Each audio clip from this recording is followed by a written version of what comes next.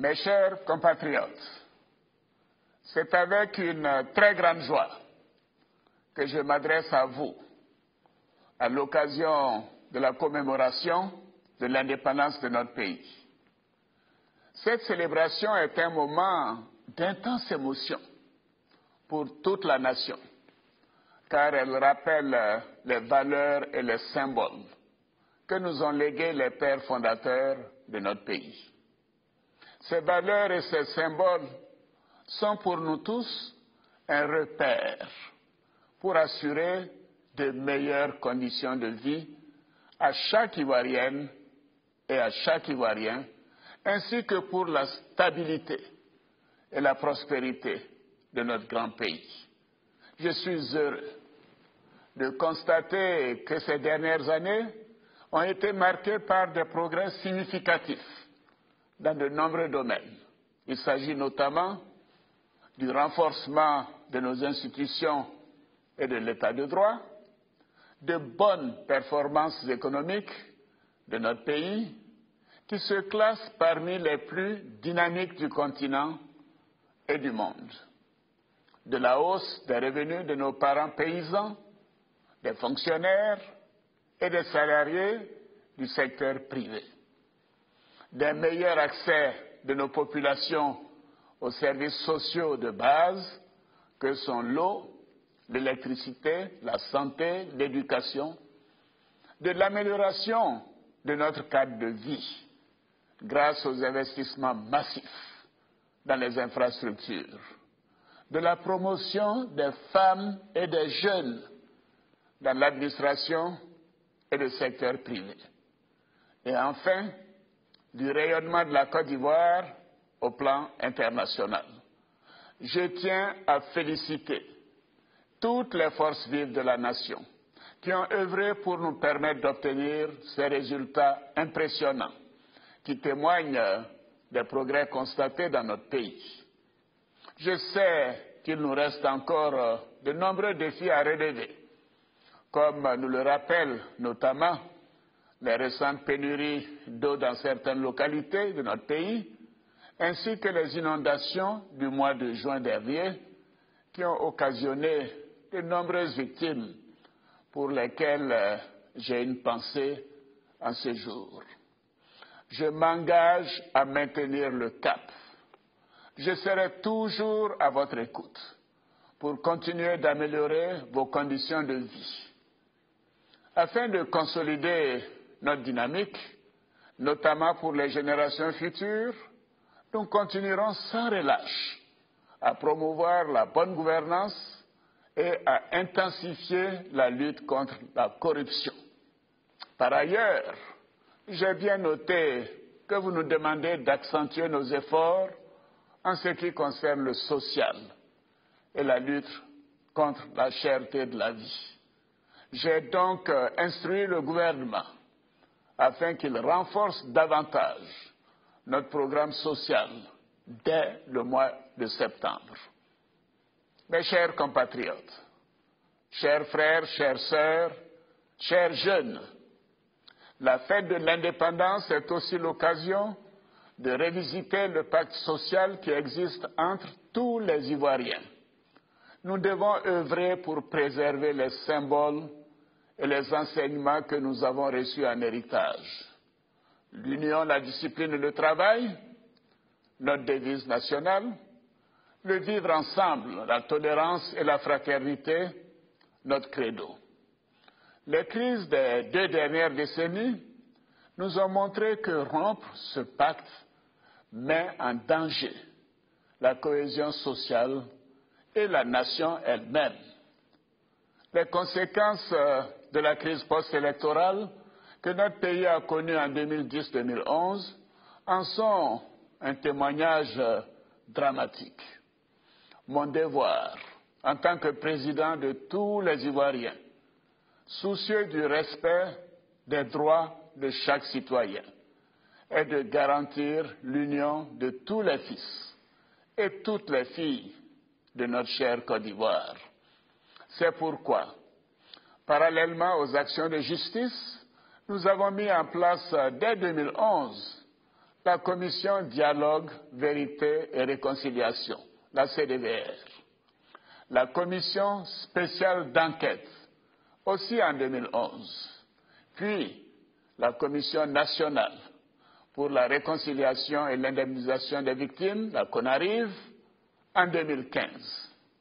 J'ai engagé toutes ces initiatives dans le but de faire éclater la vérité, d'apporter le réconfort de la nation aux victimes et de guérir notre pays de cette tragique crise sans déroger au respect de la loi. Mes chers compatriotes, mon rôle en tant que président de la République est aussi d'être continuellement à votre écoute, de trouver les voies et moyens de renforcer la cohésion nationale et de parachever l'œuvre de réconciliation. À ce propos, j'ai pris bonne note de vos suggestions et de vos attentes.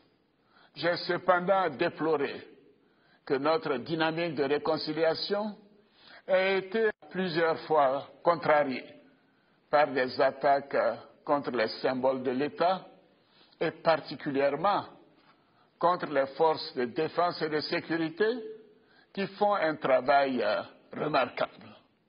En effet, ma responsabilité est aussi de garantir la sécurité de tous les Ivoiriens. C'est pourquoi j'ai pris le temps de la réflexion. C'est ainsi que j'avais annoncé le 11 juillet dernier, lors du premier Conseil des ministres du nouveau gouvernement, que je vous donnerai des indications précises sur mes ambitions pour rassembler la nation, à l'occasion de mon adresse de ce 6 août 2018. Chers frères, chères sœurs, chers jeunes, le père de la nation, le président Félix Houphouët-Boigny, disait qu'il n'y a pas de sacrifice trop grand pour la paix. C'est pourquoi, en raison de mon attachement à la paix et à une réconciliation vraie, j'ai procédé ce lundi 6 août 2018 à la signature d'une ordonnance portant amnistie. Cette amnistie bénéficiera à environ 800 de nos concitoyens poursuivis ou condamnés pour des infractions en lien avec la crise post-électorale de 2010 ou des infractions contre la sûreté de l'État commises après le 21 mai 2011, date de ma prestation de serment en qualité de président de la République. Cependant, une soixantaine de militaires et de membres de groupes armés ayant commis des crimes de sang ne seront pas concernés. Je voudrais préciser que sur les 800 personnes concernées par cette amnistie, environ 500 sont déjà en liberté provisoire ou en exil et verront leur condamnation pénale effacée. De ce fait, il sera mis fin aux poursuites à leur encontre. Il en sera de même pour les 300 autres personnes détenues qui seront libérées prochainement. Au nombre de celles-ci figurent notamment Madame Simone Eivé Babo, Monsieur Lida Kwasi, Assoa Adou, Suleiman Kamaraté, dit Soul to Soul. Il s'agit là d'une mesure de clémence de la nation entière envers ses filles et ses fils. J'invite donc tous les bénéficiaires de cette amnistie à faire en sorte que notre pays ne revive plus jamais de tels événements et ne sombre plus jamais dans la violence. Nous devons tous prendre conscience de l'extrême nécessité d'installer de façon définitive une société de responsabilité où chaque citoyen doit répondre de ses actes. À tous nos concitoyens, particulièrement ceux qui ont payé un lourd tribut lors de ces événements douloureux, je leur demande de bien vouloir accepter de pardonner. Je voudrais leur dire qu'ils continueront de bénéficier d'une attention particulière de l'État. Je leur demande aussi de s'inscrire résolument dans la dynamique de la réconciliation nationale. Nous avons une précieuse richesse commune à préserver. C'est la Côte d'Ivoire, notre grande nation, bâtie dans l'effort, dans la diversité, dans le respect de nos différences. Mais nous avons également une responsabilité collective, celle de réaliser l'union de tous les enfants de notre chère patrie. L'union est une nécessité pour notre avenir commun. Elle est une exigence qui transcende les ambitions et les intérêts individuels. Pour ma part, en tant que président de tous les Ivoiriens et de toutes les Ivoiriennes, je prends l'engagement devant la nation de consolider cette œuvre de cohésion nationale. Mes chers compatriotes, j'ai également suivi avec attention les divers avis sur le processus électoral, en particulier la composition de la commission électorale indépendante.